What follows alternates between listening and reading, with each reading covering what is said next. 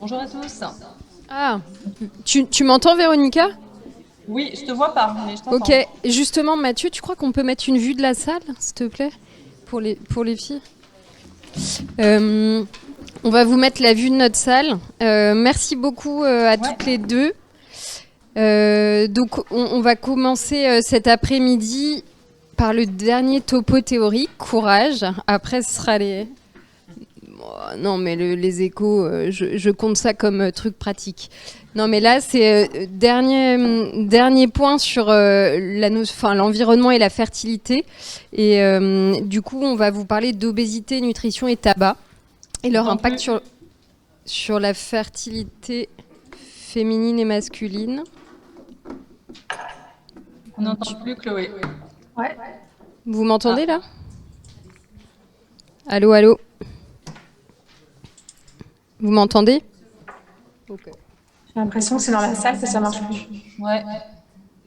Nous, on s'entend toutes les deux, mais Vous m'entendez? oui, ça y est, c'est revenu. Ok. Ok, bon, j'ai juste introduit le titre de votre topo, les filles. Et du coup, on a l'honneur d'avoir une gynéco et une biologiste qui vous font le duo. Donc, il y a le docteur Véronica Grégorczyk, qui est gynéco obstétricienne à la clinique Mathilde à Rouen, donc qui est un très gros centre d'AMP. Et puis, Nathalie Sermondaille, qui travaille, qui est biologiste à Tenon et qui ont pas mal travaillé toutes les deux sur le sujet. Vous allez voir des travaux à elle dans les diapos. Donc merci beaucoup les filles pour ce duo et pour vous connecter à distance. Je vous laisse la parole. Vous m'entendez? Ça a coupé là.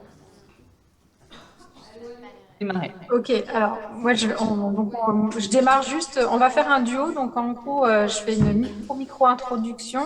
Ensuite c'est Véronica qui va vous faire toute une partie sur la femme. Et après je reprendrai la main sur le garçon, un peu le tabac, un petit peu aussi les conséquences éventuelles de l'environnement périconceptionnel sur la santé des enfants, juste pour que vous ayez une petite idée de notions là-dessus. Et ensuite on terminera si on a le temps. En gros, ça va être un peu ça, je pense, hein, sur quelques cas cliniques. Alors, Bianca, je crois que c'est toi qui peux avancer, moi je peux rien Ouais. faire. Ah oui, c'est vrai. Alors, du coup, Attends, le mode de vie des futurs parents pendant la période ça marche pas. périconceptionnelle, Attends. c'est vrai? Ah si, ça y est. Ah si. Donc, le mode de vie et l'environnement des futurs parents pendant la période périconceptionnelle suscite un intérêt vraiment croissant depuis plusieurs années. Et puis encore pas mal de questions. Donc il y a plein de facteurs différents qui peuvent être pris en compte. Donc il y a le poids évidemment, mais aussi l'alimentation, l'alcool, le tabac, l'activité physique. Et puis aussi, je pense que vous en avez un peu parlé ce matin, l'environnement, les perturbateurs endocriniens, etc. Et en fait, chacun de ces facteurs, pris séparément ou éventuellement combinés, peuvent avoir un impact sur les gamètes, les ovocytes, les spermatozoïdes, puis ensuite sur les différentes étapes de la fécondation, le développement embryonnaire, et voire même, d'après certaines hypothèses, sur la santé des enfants. Donc c'est pour ça qu'on s'y intéresse, et on s'y intéresse aussi parce que ça fait partie des rares facteurs qui vont être éventuellement modifiables et qui vont pouvoir éventuellement agir comme chacun, comme un levier pour améliorer la fertilité, on l'espère. Alors au départ, l'intérêt s'est surtout porté sur la femme, vous allez le voir. Et puis depuis une dizaine d'années, on s'intéresse un petit peu aussi à l'homme. Vous verrez qu'il y a moins de données, mais qu'on commence à avoir des petites choses. Et donc Véronica va démarrer avec en gros toute la partie sur poids, surpoids, obésité et fertilité chez la femme. Voilà. Merci Nathalie. Bonjour à tous. Donc nous allons parler du côté plutôt féminin et de l'impact du poids et surtout de l'obésité sur la fertilité de la femme et comment effectivement on peut essayer d'agir et quels sont les impacts des actions qu'on peut mener chez des femmes en situation d'obésité. Alors, on est aujourd'hui de plus en plus confronté vraiment à des patients, des patientes qui sont en situation d'obésité et même d'obésité morbide, hein, de plus en plus et quotidiennement dans nos salles de consultation, puisque aujourd'hui, 15% des femmes dans le monde sont obèses. La France n'est pas du tout indemne de cette épidémie. On parle d'épidémie d'obésité. Alors certes, les États-Unis sont toujours en tête, mais aujourd'hui, en France, la situation est vraiment inquiétante et on a de plus en plus de femmes présentant une obésité sévère et morbide qui viennent pour une infertilité. Alors là, ce sont les derniers chiffres pour vous montrer un petit peu les derniers chiffres de l'Observatoire français de l'obésité qui montrent depuis plus d'une vingtaine d'années l'évolution de cette obésité en France avec vous voyez, 8% d'obésité en 97 et aujourd'hui, on est à 17% d'obésité dans la population française, donc ce qui est énorme. Et en ce qui concerne l'obésité morbide, donc avec des indices de masse corporelle très élevés, supérieurs à 40, on est à 2%. Et on voit que cette situation ne va pas du tout en s'améliorant, puisque chez les enfants, on est à 18%, chez les enfants très jeunes, de 2 à 7 ans, 18% d'obésité et 6% des enfants de 8 à 17 ans sont en situation d'obésité. Donc, c'est une situation qui ne va faire que perdurer. Vous voyez que la courbe, elle n'a pas du tout l'intention de redescendre. Et donc, ça va être vraiment une problématique quotidienne. En France, aujourd'hui, 47%, donc quasiment un Français sur deux, est en situation ou de surpoids ou d'obésité, bien sûr plus de surpoids, mais l'obésité représente quand même, je vous disais, 17%, avec donc des courbes en perpétuelle croissance. Les hommes et les femmes sont touchés à peu près de la même façon. Les femmes présentent plus souvent, enfin moins souvent un surpoids que les hommes, mais par contre, quand on est sur des obésités sévères et morbides, là, les femmes sont plus nombreuses que les hommes et c'est elles qui vont nous intéresser lorsqu'on va les voir en consultation dans ces situations-là. Alors, juste pour vous rappeler les valeurs de référence de l'OMS en ce qui concerne l'obésité, les valeurs de référence, c'est 18,5, 24,9 et à partir de 25, on est sur le surpoids. À partir de 30 à 35, on est sur une obésité dite modérée ou type 1. Entre 35 et 40, on est sur une obésité sévère type 2 et on parle d'obésité massive ou morbide lorsque l'indice de masse corporelle dépasse 40. Alors, on va parler donc de l'obésité de la femme et de l'impact sur sa fertilité spontanée, de l'obésité de la femme et de l'impact en assistance médicale à la procréation. Évidemment, ce qui nous préoccupe le plus, ce sont les conséquences obstétricales et néonatales de ces situations d'obésité chez la femme. Et donc, comment peut-on les prendre en charge en préconceptionnel pour essayer d'améliorer leurs chances et de fertilité spontanée et en assistance médicale à la procréation. Alors, l'obésité n'est pas en elle-même une cause d'infertilité, mais est plutôt un facteur de risque d'hypofertilité. En fait, elle augmente significativement le délai de conception et ceci se voit sur des indices de masse corporelle qui dépassent 24. Donc 24, on n'est même pas encore en surpoids, mais lorsque l'indice de masse corporelle, vous voyez ici la courbe, dépasse 24, là, les délais de conception commencent déjà à augmenter et en fait, toutes les études ont bien montré que c'est le poids et l'indice de masse corporelle qui va avoir un impact sur les chances de grossesse et chaque unité de BMI supplémentaire va faire perdre à chaque cycle 8% de chances de grossesse. Donc là, c'était une étude ancienne qui montre, vous voyez, que sur les obésités morbides, plus l'indice de masse corporelle augmente, là, l'obésité morbide est en rouge, eh bien, plus la femme va mettre du temps à concevoir. Cette étude qui est maintenant ancienne et publiée il y a déjà longtemps, mais elle est très significative puisque c'était une grosse étude américaine sur plus de 7000 femmes qui montrait justement cette diminution de la fécondabilité chez les patientes en surpoids ou obèses. Et les chiffres intéressants sont ceux-ci, c'est-à-dire que pour que 75% des femmes en surpoids ne soient enceintes, il a fallu attendre 3 mois de plus que les femmes de poids normal. Et chez les femmes en situation d'obésité, pour que 75% de ces femmes tombent enceintes, il a fallu attendre 9 mois, c'est-à-dire quasiment une année de plus. Donc, la baisse de fécondabilité est de 8% chez les femmes en surpoids et de 18% chez les femmes obèses, et ceci même lorsqu'elles présentent des cycles réguliers. Et alors, on a un effet cumulatif lorsque les deux membres du couple sont en surpoids, puisque lorsque on a les deux membres du couple qui présentent une obésité morbide, alors, je ne sais pas si le petit rond est au bon endroit chez vous, mais pas chez moi, eh bien, on a une augmentation du risque par 3 d'avoir un problème de fertilité.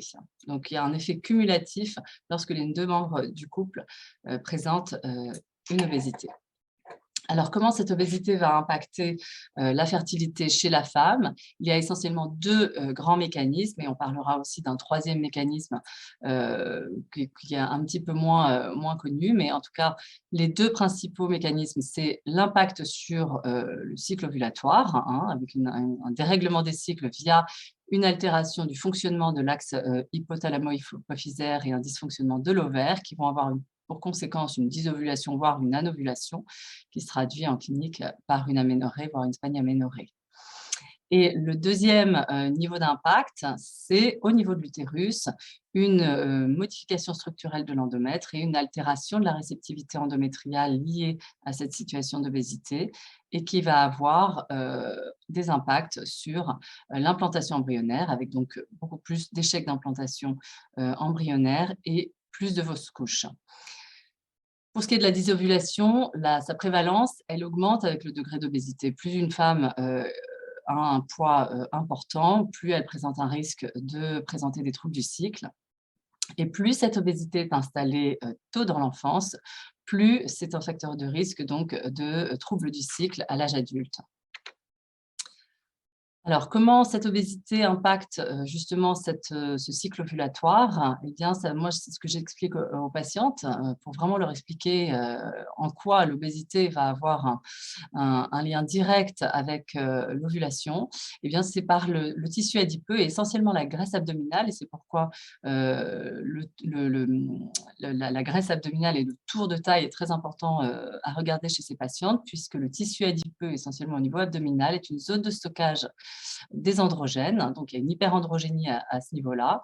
Les androgènes étant transformés par l'aromatase en œstrogènes, ça va entraîner une situation d'hyperœstrogénie locale et les œstrogènes sont relargués régulièrement par le tissu adipeux et donc modifier la pulsatilité du GnRH par un rétrocontrôle négatif et donc aboutir à ces situations de dysovulation ou carrément d'aménorrhée. Et 45% donc des femmes en aménorrhée présentent une obésité.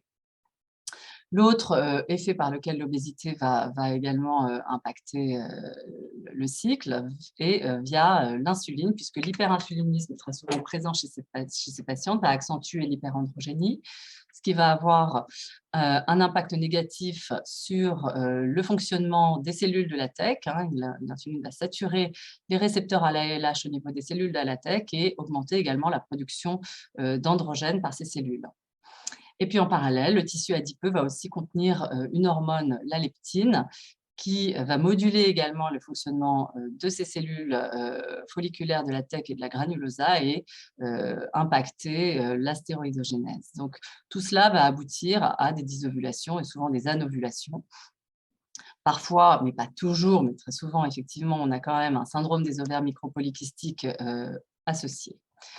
Donc là, c'est un schéma qui paraît très complexe comme ça, mais c'est pour vous montrer à quel point il y a vraiment une intrication entre le tissu adipeux et vraiment tout l'axe hypothalamo-hypophysaire ovaire, où vraiment on a là ici les adipocytes qui vont avoir un impact direct via la leptine, via l'insulinorésistance sur la sécrétion du GnRH et donc de la FSH et de la LH, et également à travers un dysfonctionnement des cellules ovariennes qui vont aboutir à cette hyperandrogénie. Et en parallèle, il y a également donc l'impact endométrial que nous reverrons tout à l'heure. Donc ça, c'est un schéma qui vous montre à peu près la même chose avec l'impact de la leptine directement sur l'axe hypothalamo-hypophysaire. Donc on a une situation d'hyperandrogénie chez ces patientes et d'hyperœstrogénie. Souvent, il faut rechercher un syndrome métabolique. Alors, les femmes, quand elles viennent nous voir en consultation pour infertilité, sont des femmes jeunes. Donc, le syndrome métabolique, il n'est pas très souvent présent. Il faut quand même, bien sûr, rechercher une intolérance aux hydrates de carbone, voire déjà un diabète, donc réaliser une glycémie. Mais on peut effectivement leur dire qu'à l'âge adulte, elles sont vraiment à risque, plus tardif plutôt, elles sont très à risque de développer ce syndrome métabolique avec des troubles des triglycérides, du cholestérol, une insulinorésistance qui peut aboutir à un vrai diabète, une hypertension, des troubles cardiovasculaires, etc. Donc, ce syndrome métabolique qui peut ne pas être très visible chez la femme très jeune peut s'installer progressivement. Dans les ovaires micropolykystiques, on a aussi une anomalie de l'ovaire. Le syndrome des ovaires micropolykystiques, c'est une maladie de l'ovaire où on a une hyperandrogénie, une sécrétion trop importante d'androgènes par l'ovaire, qui est donc l'élément fondateur du syndrome des ovaires micropolykystiques, qui va être responsable des troubles de la folliculogénèse, avec un hyperinsulinisme associé, et l'obésité. Vous voyez que ce n'est pas la cause du SOPK ni inversement, mais que l'obésité va, via la leptine et via également l'insuline, aggraver les manifestations du syndrome des ovaires micropolykystiques. Et donc, on voit que chez les patientes obèses, tous les symptômes des ovaires micropolykystiques sont aggravés par l'obésité. Alors, on a bien évidemment d'autres causes qu'on peut citer d'hypofertilité chez les femmes obèses, et on n'y reviendra pas par la suite, la diminution de la libido. Concernant la fréquence des rapports sexuels, tout le monde n'est pas forcément d'accord, et finalement, certaines études montreraient qu'elles ont une sexualité comparable aux femmes non obèses. Et puis, finalement, quand on regarde la contraception, eh bien, elles sont 2 fois plus à n'utiliser aucun moyen de contraception parce que justement, souvent, elles ont des troubles du cycle et il y a quand même des grossesses non désirées chez ces patientes. Donc, il faut quand même faire attention. Concernant l'obésité et les résultats en assistance médicale à la procréation, là, on a une littérature maintenant assez abondante sur le sujet et déjà assez ancienne, qui montre que chez ces patientes en situation d'obésité, les traitements de fécondation in vitro sont plus fastidieux. Elles nécessitent des doses de gonadotrophine significativement plus élevées que les femmes de poids normal. Les durées de stimulation sont de quelques jours plus longues, beaucoup plus d'annulation de cycle chez ces patientes. On a moins d'ovocytes ponctionnés, et donc effectivement moins d'embryons utiles, ce qui se traduit par significativement moins de grossesses cliniques en AMP et moins de naissances vivantes chez ces patientes, avec une augmentation de 30% du risque de fausse couche. Alors, Nathalie avait publié dans Human Reproductive Date cette méta-analyse qui justement reprenait l'impact du poids en s'intéressant aux naissances vivantes, et elle a démontré que le fait que la femme soit en situation d'obésité diminuait de 25% les chances de naissance vivante en assistance médicale à la procréation, avec une relation dose-effet. Plus la femme était en surpoids et plus les résultats étaient mauvais. Le deuxième impact de l'obésité, c'est sur la réceptivité endométriale. Ça a été très bien démontré par les équipes espagnoles qui font beaucoup de dons d'ovocytes, vous le savez.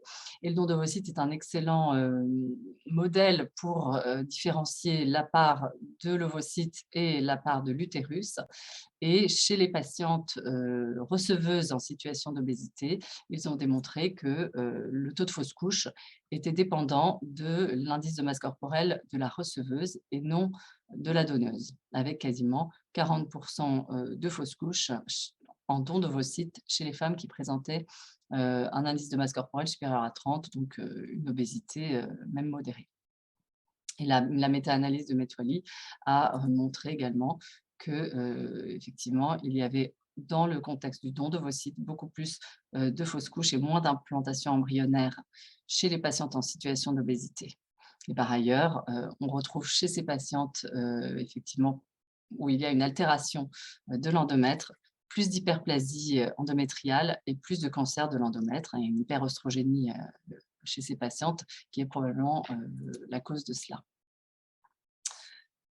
Dans le don d'ovocytes, toujours, ce sont toujours les mêmes équipes de IVI, les grosses équipes de don d'ovocytes, qui ont donc quantifié cet impact de l'obésité sur l'implantation embryonnaire avec, chez les patientes en situation d'obésité, des taux d'implantation et de grossesse diminués, donc c'est bien sûr l'obésité de la receveuse, de 31% et des taux de naissance quand même diminués de 27%, ce qui n'est pas anodin quand elles font ce genre de démarche.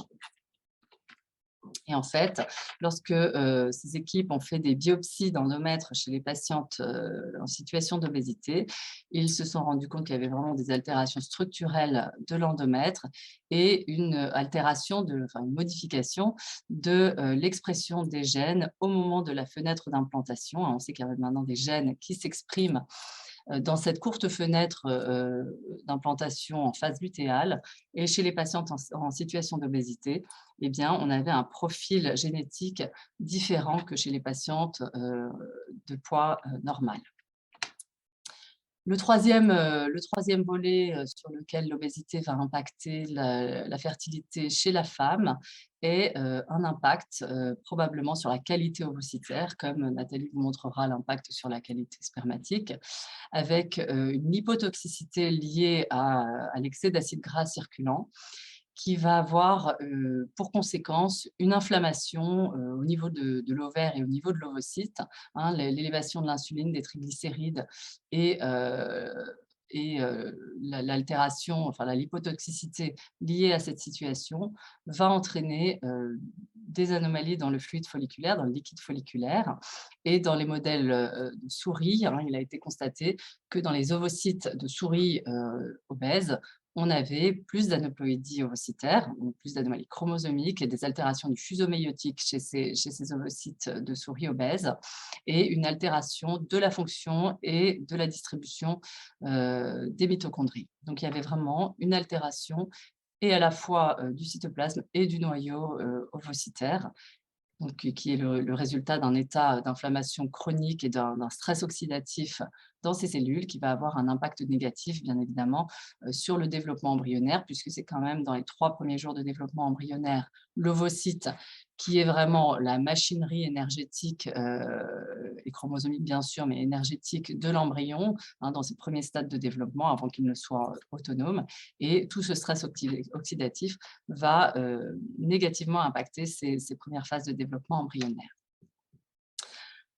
Alors, est-ce que les femmes en situation d'obésité présentent des risques? Alors, je parle essentiellement des risques de la ponction, puisque le risque essentiel, c'est quand même le risque d'hyperstimulation, bien sûr, si on a un syndrome des ovaires micropolykystiques associé.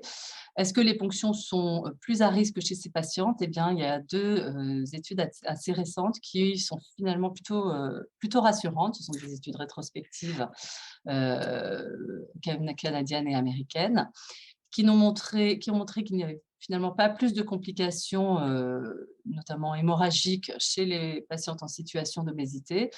Par contre, elles nécessitent des doses d'anesthésiant beaucoup plus importantes, des anesthésies plus longues, des ponctions plus longues, une nécessité de pression abdominale plus souvent, bien sûr, que chez les patientes de poids normal, mais qu'il n'y avait finalement pas beaucoup plus d'accidents chez ces patientes-là.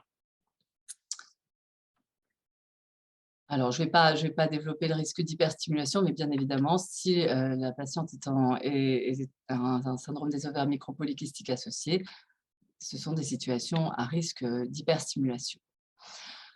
Alors, pourquoi on essaye de faire maigrir ces patientes? C'est essentiellement à cause de ça, puisque ça, c'est vraiment l'argument que moi, en tout cas, j'avance en consultation pour essayer de leur faire comprendre que la perte de poids est absolument indispensable avant d'entamer une grossesse. C'est essentiellement par rapport au risque néonatal, donc les malformations congénitales neurologiques ou cardiaques qui sont beaucoup plus importantes, le risque de fausse couche, bien sûr, le risque de mort fœtale in utero, le risque de pathologie de la grossesse à type de diabète gestationnel. Vous voyez que le diabète gestationnel, c'est quasiment x4, le risque de prééclampsie, c'est x3, plus bien sûr de césarienne, plus de complications du postpartum.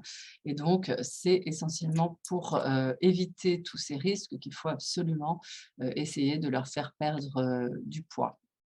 Il y a eu cette grosse étude sur plus de 100 000 cycles aux États-Unis qui, en fonction du poids des patientes, du type d'obésité, a évalué le surrisque d'hypertension de la grossesse, de diabète gestationnel, de césarienne, de mort fœtale in utero, de macrosomie, de malformation congénitale. Et on voit que donc il y a un effet cumulatif, enfin un effet de croissant. Plus le poids augmente, eh bien, plus le risque augmente dans toutes les pathologies. Alors, là, il est intéressant de voir par quel biais ça passe. Effectivement, on a vraiment un dialogue materno-fœtal qui passe par le placenta et on voit que chez les patientes qui sont en situation d'obésité, on a des placentas plus lourds que chez les femmes de poids normal. Et s'il y a effectivement une situation d'obésité, on a un hyperinsulinisme associé et c'est quelque chose qui va s'accentuer au cours de la grossesse. En début de grossesse, on va avoir l'insuline qui va être captée par le placenta et le placenta va petit à petit s'adapter. Il va y avoir une adaptation génétique et une modification de l'expression des gènes au niveau du placenta qui va s'adapter à cette situation. Et petit à petit, au cours de la grossesse, on aura une diminution progressive de la résistance à l'insuline qui, en fin de grossesse, va s'accentuer et aggraver encore plus la situation chez la mère. Et à côté de ça, bien sûr, le fœtus va capter de plus en plus de nutriments, va être soumis à cet environnement métabolique délétère qui va impacter non seulement la croissance placentaire, mais bien évidemment, secondairement, la croissance fœtale. Et il y a vraiment même une modification, je vous disais, des gènes au niveau du placenta liés à l'environnement maternel. Concernant les malformations congénitales, je trouve ça intéressant parce que c'est vraiment ces anomalies-là qui leur font prendre conscience de l'impact de cette situation d'obésité. Et souvent, ça leur fait un petit choc qui permet parfois de leur faire comprendre que la perte de poids est absolument indispensable. Donc, plus de spina bifida, le ratio est de 24. Les anomalies du tube neural, la génésie des membres, les anomalies cardiovasculaires, les fentes palatines avec un effet dose dépendant, notamment en ce qui concerne les malformations cardiaques. Alors, quelle prise en charge peut-on leur proposer en préconceptionnel? Parce que souvent, elles viennent nous voir, elles ont déjà fait X régimes, etc. Donc, c'est un petit peu compliqué. Par rapport justement à cette prise en charge nutritionnelle par règle hygiéno-diététique, c'est-à-dire régime, activité physique, est-ce qu'on a un impact sur la fertilité en leur faisant perdre du poids par ces méthodes-là? Alors oui, un petit peu, c'est-à-dire que lorsqu'une femme est complètement en dysovulation ou anovulation, effectivement, une perte de poids, et même modérée, de 5 à 7 va permettre une amélioration de la régularité des cycles, va permettre de restaurer des ovulations. Une activité physique associée à la perte de poids va avoir un effet, bien sûr, facilitant et bénéfique pour améliorer la régularité des cycles. Et on a donc la méta-analyse de Best qui a montré justement chez les patientes qui ont eu une prise en charge hygiéno-diététique quelle qu'elle soit, c'était soit du régime, soit de l'activité physique, etc., par rapport à ne rien faire du tout, qu'elles avaient quand même plus de chances de grossesse, et ceci passait par l'amélioration des troubles du cycle. La grosse étude, il y a deux études randomisées, une en 2016 et une en 2017 qui ont justement comparé des femmes, donc c'était à peu près les mêmes effectifs dans les deux études, autour de 300 patientes dans chaque bras. Dans le premier bras, on passait directement en assistance médicale à la procréation. C'était des patientes qui consultaient pour infertilité et qui partaient dans un programme de FIV.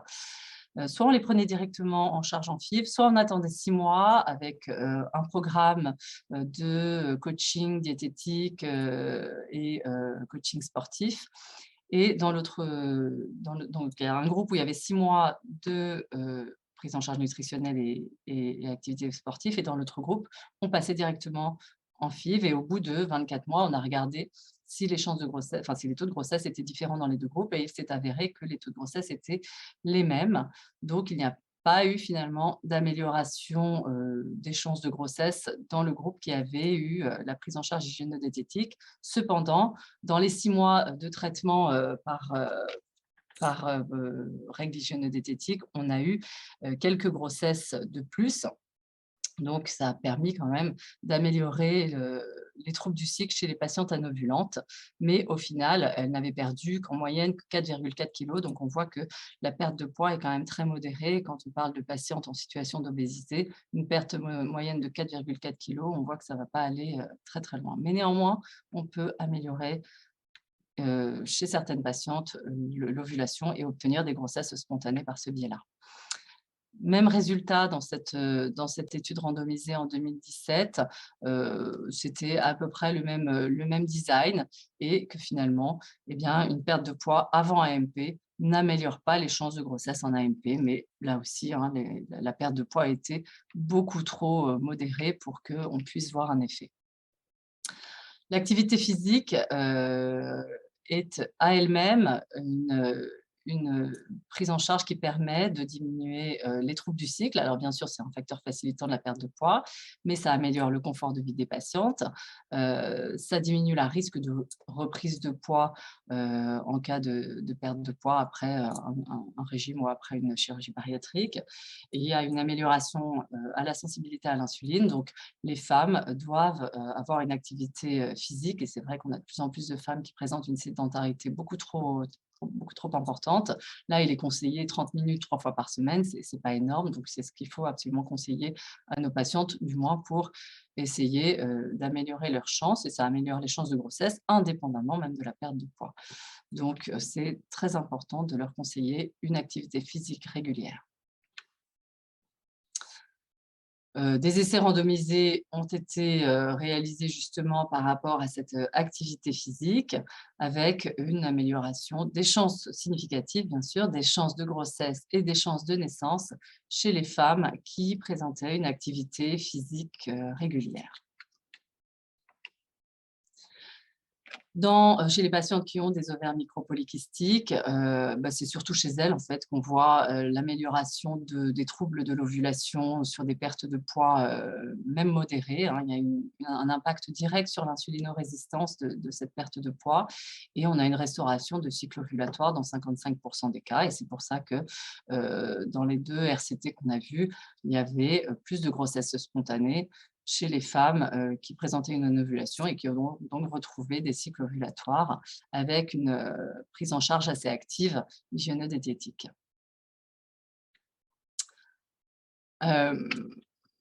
Concernant les risques obstétricaux et néonataux, là aussi, la perte de poids a montré son efficacité sur la diminution des risques obstétricaux, hein, moins de césariennes, moins de pathologies hypertensives et de prééclampsie chez la femme qui perd du poids pendant la grossesse, et moins de diabète gestationnel et moins de macrosomie chez la femme qui avait perdu du poids déjà en amont de la grossesse. Donc, c'est très important de leur expliquer ça. La SRM a donc mis en place des recommandations qui sont déjà un petit peu anciennes, mais qui peuvent être un bon support. Donc, l'activité physique recommandée, c'est 30 minutes 3 fois par semaine avec un régime hypocalorique. Mais malheureusement, quand on regarde ce que donnent ces recommandations, seuls 20% des patientes arrivent à tenir cette prise en charge. Et puis finalement, quand on regarde à long terme, à 3 ans, eh bien, on a entre 60 et 80% des patientes qui retrouvent leur BMI initial. Et c'est vraiment ce qu'on constate quotidiennement en consultation, des patientes qui ont fait déjà X régimes et qui malheureusement reprennent très très vite leur poids, voire plus, par la suite. Les traitements médicamenteux pour diminuer, pour réduire l'obésité n'ont pas montré leur efficacité et ont malheureusement beaucoup d'effets secondaires, donc ils ne sont pas utilisés. Et on va parler ensuite de la chirurgie bariatrique, qui est quand même une technique qui permet de diminuer de 30 à 70% le poids du corps de ces patientes en un temps record. Évidemment, c'est une prise en charge qui prend du temps, puisque avant de se faire opérer, il faut attendre en général 1 an. On vérifie que la patiente est motivée, elle doit voir plein de spécialistes. Et puis, une fois qu'elle a fait la chirurgie bariatrique, il est recommandé d'attendre une stabilisation pondérale avant d'entamer une grossesse pour éviter les carences au cours de cette grossesse. Et donc, il est recommandé de ne pas débuter une grossesse dans l'année qui suit la chirurgie. Donc, tout ça est bien sûr à contrebalancer avec l'âge de la patiente. On reverra ça plus tard. Donc, il y a eu des recommandations qui ont été proposées cette année concernant justement la prise en charge préconceptionnelle du surpoids et de l'obésité chez la femme avant assistance médicale à la procréation. Alors, les mesures hygiéno-diététiques, bien évidemment, on ne peut pas ne pas les conseiller puisque on sait que ça diminue le risque obstétrical et néonatal. Ça améliore la fertilité chez la femme qui présente une dysovulation et une anovulation. Donc, pour toutes ces raisons-là, bien sûr, une prise en charge préconceptionnelle de l'obésité par mesure hygiéno-diététique est recommandée chez la femme infertile. Mais par contre, quand on regarde vraiment les données de la littérature, on ne peut pas dire que la prise en charge préconceptionnelle juste par règle hygiéno-diététique permet d'améliorer les chances de naissance en AMP. Probablement que dans ces situations, la perte de poids n'est pas suffisante pour pouvoir voir une différence. Mais bien sûr, on améliore le pronostic obstétrical et néonatal de ces patientes. Alors, quand on arrive à les faire perdre du poids, est-ce que ça a un impact? Donc on va parler un petit peu de chirurgie bariatrique, hein. C'est une chirurgie qui est maintenant de plus en plus, effectuée en France. On est quand même le 3e pays en termes de nombre de procédures de chirurgie bariatrique derrière les États-Unis et le Brésil, donc on en fait quand même beaucoup. 450 000 personnes opérées entre 2006 et 2017, ça c'est donc quand même énorme. Le plus souvent, c'est une chirurgie restrictive, donc c'est une sleeve, hein. On va réséquer une partie de l'estomac, hein. C'est ce qui est ici. Maintenant, c'est 70% même des techniques de chirurgie bariatrique sont celles-ci. On a l'anneau gastrique, on en voit quand même beaucoup moins. Et on a le bypass gastrique qu'on ne voit pas beaucoup parce qu'il est quand même à risque de nombreuses carences. L'indication de chirurgie bariatrique, c'est l'indice de masse corporelle supérieur à 40 ou supérieur à 35 avec des comorbidités, un diabète, une hypertension, une apnée du sommeil ou ce genre de choses. L'infertilité, bien sûr, n'est pas encore aujourd'hui une indication de chirurgie bariatrique, ni une comorbidité d'ailleurs. Donc la perte de poids, 70% de la perte du poids du corps en 1 an. Et avec, ce qui est surtout intéressant après une chirurgie bariatrique, c'est que cette perte de poids, elle perdure dans le temps. C'est une perte de poids pérenne, contrairement au régime où elles reprennent du poids quasiment aussi vite. Il a été démontré que la fertilité spontanée était améliorée après chirurgie. Alors, ce n'est pas tant la technique chirurgicale qui améliore la fertilité que la perte de poids extrêmement importante, bien évidemment, avec une réapparition de cycles spontanés chez les patientes présentant une anovulation, une amélioration de leur activité sexuelle, et il y a une amélioration de la perception de leur propre corps chez ces patientes, hein, qui se sentent beaucoup mieux dans leur peau, une diminution du recours à l'AMP et plus de grossesse spontanée après chirurgie bariatrique. Comme je vous le disais, ça demande quand même une stabilisation pondérale, donc ce sont des patientes qui doivent être suivies après une chirurgie bariatrique et la grossesse doit être programmée et suivie. Quel est l'effet de la chirurgie bariatrique spécifiquement sur le syndrome des ovaires micropolykystiques? Eh bien, il va agir à peu près à tous les niveaux, puisqu'on va avoir une régularisation des cycles, hein, donc une diminution de la dysovulation, qui améliore évidemment la fertilité et les grossesses spontanées. Il y a une diminution significative de l'hyperandrogénie, et les dosages, avec des dosages hormonaux qui ont été réalisés, qui ont vraiment montré une diminution de l'hyperandrogénie et biologique et clinique, une disparition des troubles métaboliques quasi totale à 1 an. Sur le diabète, un effet spectaculaire immédiat, c'est-à-dire qu'une femme qui va se faire opérer d'une chirurgie bariatrique et qui est diabétique, le lendemain n'est plus diabétique. Alors ça, c'est assez incroyable, c'est un effet direct sur l'insulinorésistance. Il y a une diminution de l'insulinorésistance instantanée et quand même pas mal de grossesses spontanées après chirurgie bariatrique. Quels sont les résultats de l'assistance médicale à la procréation après chirurgie bariatrique? Là, les données sont de plus en plus minces quand même au fur et à mesure.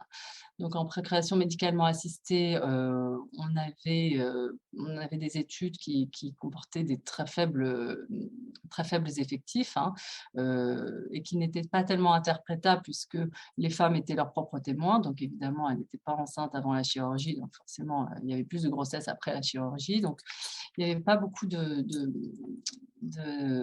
d'études qui permettaient de voir vraiment l'impact de la chirurgie bariatrique.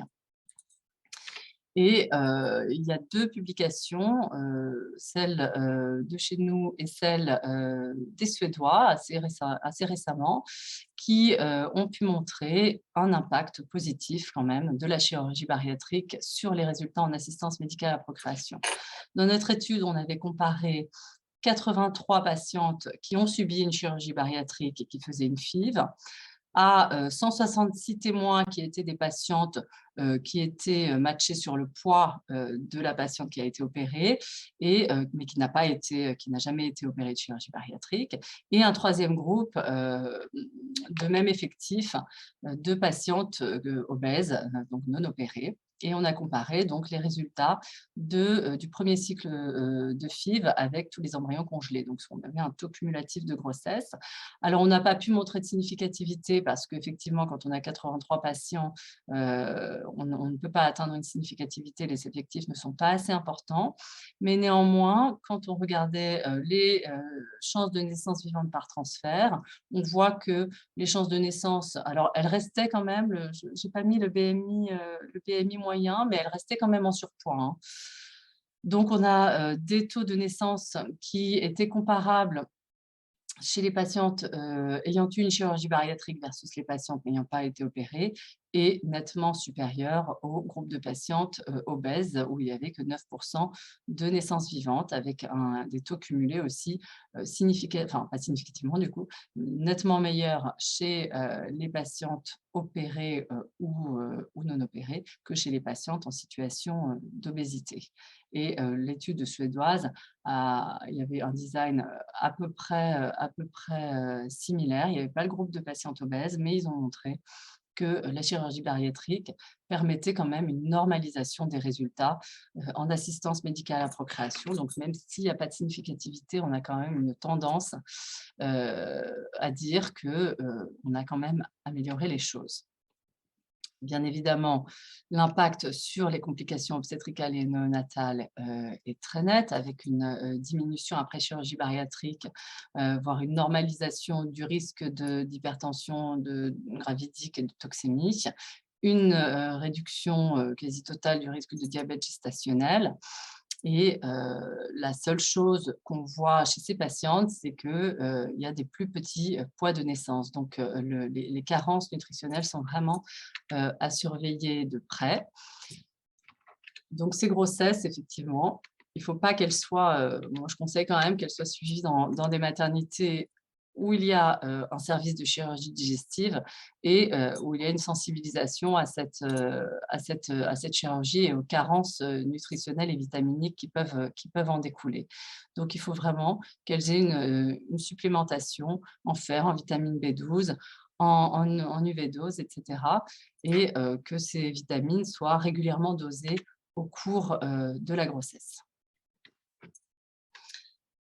Alors, la question d'un BMI seuil, il y a certains centres d'AMP qui ne prennent pas en charge au-dessus d'un certain indice de masse corporelle. Il y a des arguments pour, des arguments contre. Et au collège, il y a eu des recommandations d'ailleurs que je vais vous montrer tout à l'heure, mais ce n'est pas forcément évident de répondre à ces questions.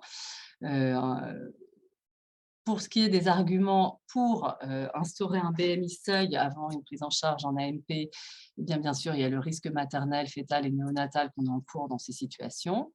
Le risque de l'anesthésie et de la ponction, même si les quelques études retrouvées sont plutôt rassurantes par rapport à ça.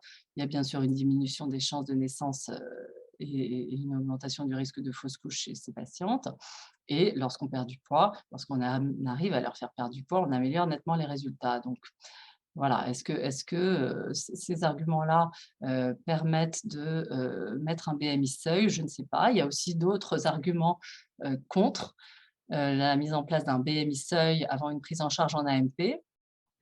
Donc, les études ont montré que finalement, la ponction n'est pas beaucoup plus à risque. Si on ne permet pas à ces patientes-là une AMP parce qu'il y a une diminution des chances, pourquoi on autoriserait celles qui ont eu un âge avancé, une baisse de la réserve ovarienne, ou des facteurs qui sont à risque materno-fœtal ou qui sont à risque de diminuer les chances comme l'hypertension, le diabète, etc. C'est pas évident, hein, on ne peut pas discriminer sur le poids. Et puis, le problème est que la perte de poids chez ces patientes-là, en général, met beaucoup de temps et que le temps chez nos patientes est plutôt notre ennemi. Hein, plus le temps passe, plus la réserve ovarienne baisse. Hein. Bon, chaque année perdue fait perdre 15% de chances de grossesse après 35 ans. Donc, chez les patientes qui ont plus de 35 ans, les situations d'obésité sont beaucoup plus délicates à gérer puisqu'on est quand même dans une urgence temporelle qui fait que perdre 2 années chez ces patientes-là, ça peut vraiment altérer leurs résultats. L'âge est quand même l'élément prépondérant en ce qui concerne les chances de grossesse et plus prépondérant, je dirais, que le poids. Donc le challenge, c'est vraiment de savoir doser entre une perte de poids indispensable pour démarrer une grossesse dans de bonnes conditions et diminuer le risque obstétrical et néonatal et améliorer bien sûr les chances de grossesse. Et d'un autre côté, lutter contre les effets du temps qui passe, la réserve ovarienne qui s'abaisse, l'âge qui avance et la qualité ovocytaire qui diminue, etc. Donc, on peut envisager éventuellement une stratégie de prise en charge. Alors, quand le collège a été questionné sur ce sujet, eh bien, il a été rappelé bien sûr que l'âge de la femme est quand même l'élément premier à prendre en compte lorsqu'on propose une stratégie de prise en charge. On ne peut pas dégager un IMC seuil, hein, on a fait vraiment toute la littérature et en France en tout cas, on n'a pas instauré d'indice de masse corporelle seuil qui contre-indiquerait une prise en charge en assistance médicale à la procréation. Mais bien sûr, il faut considérer le risque obstétrical et néonatal que l'on prend lorsqu'on fait une AMP chez les patientes en situation d'obésité. Donc, lorsqu'une patiente de plus de 35 ans, etc., est en situation d'obésité et nécessite une assistance médicale à la procréation, on peut éventuellement discuter, mais ça, c'est vraiment au cas par cas et ce n'est pas du tout une recommandation ni rien. On peut discuter au cas par cas de préserver ses ovocytes, voire ses embryons s'il y a un projet de couple, puisque aujourd'hui, on peut faire de la préservation ovocytaire maintenant assez facilement. Alors, ce sont toujours des discussions pluridisciplinaires, bien sûr, où on prendra en compte le bilan de fertilité du couple lorsqu'il s'agit d'un couple, l'indication de l'assistance médicale à la procréation. Effectivement, si on a un couple chez lequel l'homme présente des altérations spermatiques sévères et la femme une obésité, eh bien, peut-être qu'on peut d'emblée, on saura que le couple aura besoin d'une FIVIXI, on peut d'emblée peut-être mettre de côté des embryons de manière à laisser le temps à la patiente de perdre du poids. Donc, on peut parler, dans ce cas-là, on peut proposer une préservation embryonnaire chez ce couple. Donc, c'est vraiment à discuter au cas par cas et on pourra en discuter à la fin si vous le souhaitez. Je vous remercie de votre attention.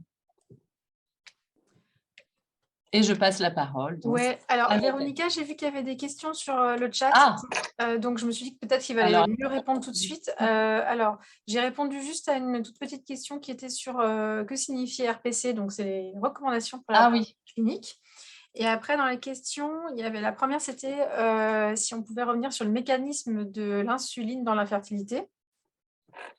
Alors, donc l'insuline, elle va avoir un impact sur les récepteurs. Elle va se fixer elle va saturer les récepteurs à la LH et moduler au niveau ovarien le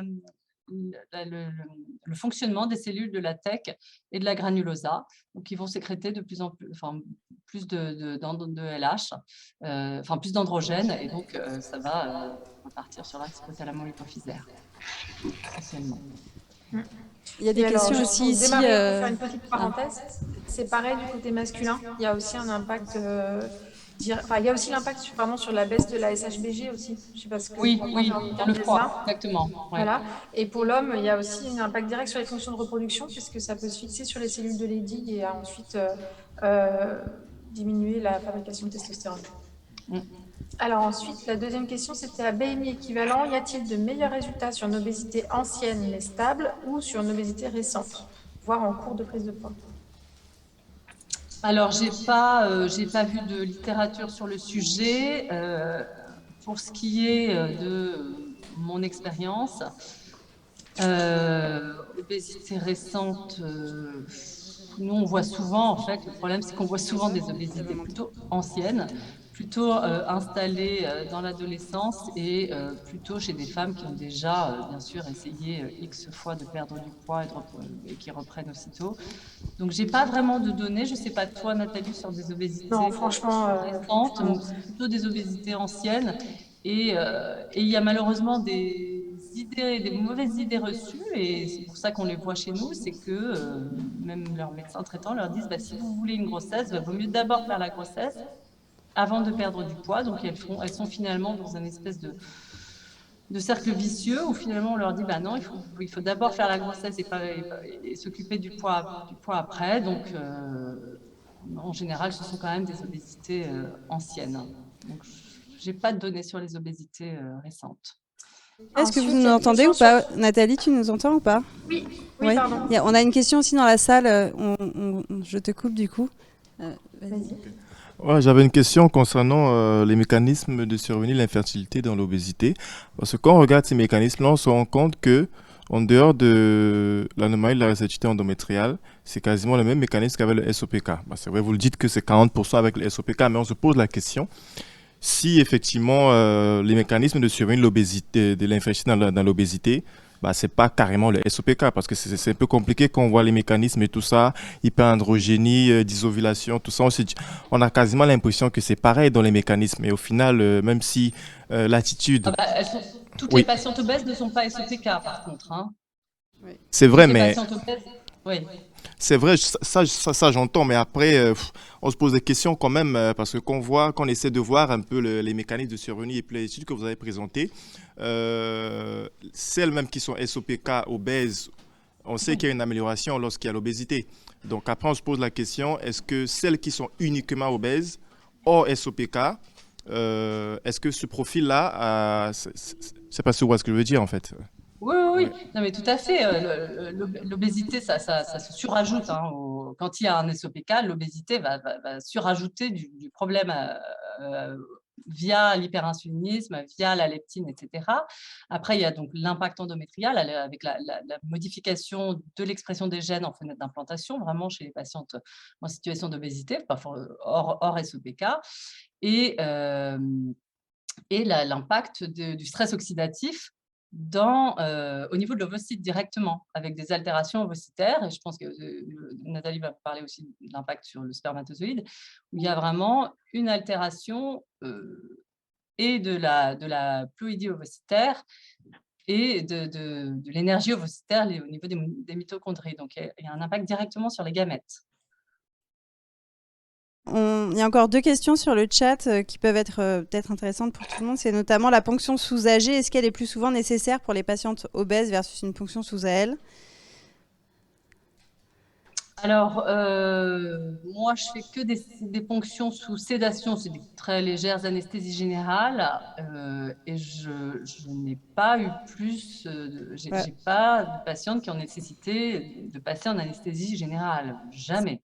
Nous qui jamais. faisons Donc, beaucoup d'anesthésie locale, en fait, quand on est obèse, la ponction par voie endovaginale, c'est pas gênant en fait. C'est non, difficile c'est de pas faire des gênant. échos suspubiennes, mais Ouais. ça aide pour le transfert, si on veut être éco-guidé pour le transfert, où ça peut poser des problèmes de bien voir par voie Ouais. suspubienne, mais par voie C'est vrai que la endovaginale, il n'y a pas de ponction, souci faut quand même. particulier. Ouais, non, la ponction pose pas Et après, il y en avait aussi général une pas de souci. question assez pratique qui était que ils avaient la notion de 18 mois d'attente post-chirurgie bariatrique avant grossesse et demandaient si c'était réduit à Non, 1 an maintenant. non, c'est classiquement 1 an, Mm. mais c'est pas non plus figé. C'est-à-dire que ce qu'on attend, c'est une stabilisation pondérale surtout. Hein, donc, c'est plutôt à évaluer. Ça peut être même moins d'1 an en fait. C'est plutôt stabilisation pondérale. Je crois que les recommandations des sociétés savantes des chirurgiens bariatriques, je me souviens plus comment ça s'appelle. Enfin bon, c'est une société savante de chirurgie bariatrique qui sont sorties, les recommandations françaises. Bariamat, Ouais, c'est ça. Bravo. Les recommandations Bariamat disent 1 an. 1 an, Ouais. c'est ça. Du fait des risques de carence, etc. La dernière question en ligne, en tout cas, c'était comment on explique l'amélioration du déroulement de la grossesse quand on perd du poids chez les patientes obèses. Bah, par rapport du déroulement de la grossesse, par rapport à toutes les pathologies hypertensives liées à la grossesse, pathologies diabétiques liées à la grossesse. Alors, concernant les malformations, là, je ne peux pas répondre. J'avoue que le mécanisme de l'amélioration, diminution du risque de malformatif, ça doit probablement passer par le stress oxydatif, je pense, l'inflammation. Ça réduit la Par macrosomie, faciliter Voilà, l'accouchement, la des macrosomie, complications etc. au moment de l'accouchement, etc. Moins de césarienne, etc. Bien sûr. Bon, on va enchaîner avec le topo de Nathalie. Oui, Il y a d'autres donc questions. du coup, moi, je vais enchaîner sur le versant masculin. Alors, du coup, Véronica, tu vas Oui, t'occuper de j'essaie. Donc voilà, donc on commence voilà. par poids surpoids et fertilité masculine. Donc je vais commencer juste par cette diapo parce que vous en avez peut-être entendu parler. Au mois de novembre, il y a une grosse méta-analyse qui est sortie dans Human Reproduction Update. C'est la diapo d'après qui montre qu'il y a une accélération vraiment importante du déclin en concentration de spermatozoïdes. Donc, c'était déjà connu, on avait déjà des papiers antérieurs, mais là, la nouveauté en 2022 sur ces données, c'est que ça touche vraiment tous les pays du monde, alors qu'autrefois, on avait des données essentiellement sur l'hémisphère nord, et que l'accélération, enfin la perte du nombre de spermatozoïdes moyens s'accélère au XXIe siècle par rapport à ce qu'on observait au XXe siècle. Et en fait, les auteurs sous-entendent que vraisemblablement, ce déclin de la numération spermatique, il est sans doute lié à des facteurs environnementaux. Et effectivement, en parallèle à ce déclin, ce qu'on a vu, c'est l'augmentation de la proportion d'hommes en surpoids et obèses, c'est la diapo d'après, avec 16 à 20% des hommes qui sont obèses en France et plus de 50% qui sont soit en surpoids, soit obèses. Et en fait, cette augmentation de proportion est observée dans les pays dits industrialisés, mais aussi dans tous les pays du monde maintenant. Et donc, il y a une espèce de corrélation inverse entre l'obésité qui augmente et le nombre de spermatozoïdes qui descend. Et donc, au départ, quand les équipes ont commencé à s'intéresser à cette thématique, c'était un petit peu ça le rationnel. Alors, du coup, il y a les premières grandes études épidémiologiques qui sont sorties dans les années 2005 à 2010, et elles ont retrouvé une relation de dose-effet entre l'IMC de l'homme et l'hypofertilité du couple, évidemment en tenant compte de l'IMC de la femme, qui est un facteur confondant très important. Donc, même si les autres ratios ne sont pas très, très, très importants, on voit quand même qu'il y a vraisemblablement une relation entre l'IMC de l'homme et la fertilité du couple. Ensuite, les études suivantes, elles se sont intéressées vraiment aux paramètres spermatiques parce que c'est facile à obtenir. Et on a eu énormément de publications dans les années 2000-2010 qui évaluaient les paramètres spermatiques en fonction de l'IMC de l'homme, avec un peu de controverse. Et moi, j'ai participé à un travail où on a fait une méta-analyse sur des données standardisées. Donc, on a récupéré les données brutes des équipes qui avaient publié sur le sujet. On a pu inclure 13 000 hommes et on a retrouvé ce que vous voyez là sur la diapo. C'est une courbe en J entre l'indice de masse corporelle et le risque d'avoir une altération du spermogramme, et donc avec un effet dose-réponse. C'est-à-dire plus l'IMC augmentait, plus il y avait un risque d'avoir des altérations, et en particulier des diminutions de la numération spermatique. Donc ça, c'est pour la partie quantitative. Et puis, il y a aussi eu pas mal de données sur les altérations qualitatives du spermatozoïde, notamment avec un marqueur qui est la fragmentation de l'ADN spermatique. Alors, on pourrait débattre de l'intérêt de ce marqueur-là, mais en tout cas, c'est un des rares éléments qu'on a pour évaluer éventuellement un petit peu la qualité du spermatozoïde. Et il y a pas mal d'études qui ont montré que les taux de fragmentation de l'ADN spermatique étaient plus élevés chez des hommes qui étaient obèses et ou en surpoids, ça dépend, par rapport aux hommes de poids normal. Donc, a priori, à la fois un impact quantitatif et un impact qualitatif. Ensuite, il y a eu pas mal d'études aussi qui ont évalué les résultats de la FIV en fonction du poids de l'homme et une méta-analyse qui a essayé de faire une synthèse en 2018 et qui a retrouvé une petite diminution des taux de grossesse clinique et des taux de naissance vivante en FIV et en ICSI quand il y avait une augmentation de l'IMC de l'homme. Donc, possiblement un impact sur les spermatozoïdes et un impact aussi sur les résultats de l'AMP. Donc, ça a été déjà pas mal abordé précédemment, mais on sait aussi que l'IMC, ce n'est pas le meilleur marqueur, ce n'est pas un marqueur parfait de l'obésité et ce n'est pas un marqueur parfait du syndrome métabolique. Et sans doute que la localisation des graisses a son importance également. Et donc, il y a quelques études qui sont intéressées plus à l'impact de l'obésité abdominale, etc., et qui mettent en évidence qu'effectivement, l'obésité abdominale a plus d'impact sur les paramètres spermatiques que d'autres types d'obésité, et qu'il y a vraiment aussi une participation du syndrome métabolique global sur le risque d'avoir des altérations du spermogramme. Et puis, voilà, c'est très bien, ça me va comme ça. Alors après, les mécanismes physiopathologiques qui sont impliqués, ils ressemblent un petit peu aux mécanismes qui sont impliqués chez la femme, dans le sens où ils sont assez nombreux, ils sont plutôt complexes et ils sont très intriqués. Donc, il y a évidemment tout le volet sur le déséquilibre hormonal, avec classiquement chez l'homme, ce qu'on observe chez l'homme obèse, c'est des hypogonadismes hypogonadotropes hyperœstrogéniques, parce qu'il y a une conversion de la testostérone en œstrogène dans le tissu adipeux, ce qui va complètement déséquilibrer le ratio testostérone-oestradiol dans le testicule notamment et altérer potentiellement la fabrication des spermatozoïdes. Il y a aussi toutes les autres composantes du syndrome métabolique qui peuvent avoir un impact notamment via les adipokines sur l'axe hypothalamo-hypophysogonadique. Et puis tout à l'heure, ça a été dit aussi par Véronica, l'obésité, c'est aussi un état d'inflammation systémique et ça augmente le stress oxydant à différents niveaux, et notamment au niveau de la gonade, et ça peut avoir un rôle délétère. Et puis plus récemment, on commence à avoir des pistes aussi sur des causes épigénétiques, notamment sur des modifications de profil de méthylation sur certains gènes, les miRNA, etc. Mais ça reste encore un peu du domaine de la recherche. Mais en tout cas, vous voyez, il y a plein de mécanismes différents qui sont impliqués et qui sont très, très intriqués les uns avec les autres. Alors ensuite, la question qui se pose, c'est aussi ce que je vous expliquais en tout début d'introduction, c'était l'idée que ces facteurs de l'environnement, ça pourrait éventuellement être des leviers pour améliorer la fertilité. Donc, si on voit qu'il y a une obésité, est-ce que quand on maigrit, est-ce qu'on améliore la fertilité? Donc, ça a été abordé sur le versant féminin par Véronica. Et donc, qu'est-ce qu'il en est sur le versant masculin? Alors, on a très peu de données, vous voyez. Donc, c'est la perte de poids chez l'homme, il y a assez peu de données qui indiqueraient, en tout cas les rares qu'on a, mais vous voyez les effectifs, ils sont minuscules, c'est une quarantaine d'hommes. On observerait une amélioration de la numération, éventuellement de la mobilité, éventuellement de la morphologie, et puis a priori aussi peut-être une diminution de la fragmentation de l'ADN spermatique, donc une tendance à une amélioration des paramètres spermatiques en cas de perte de poids.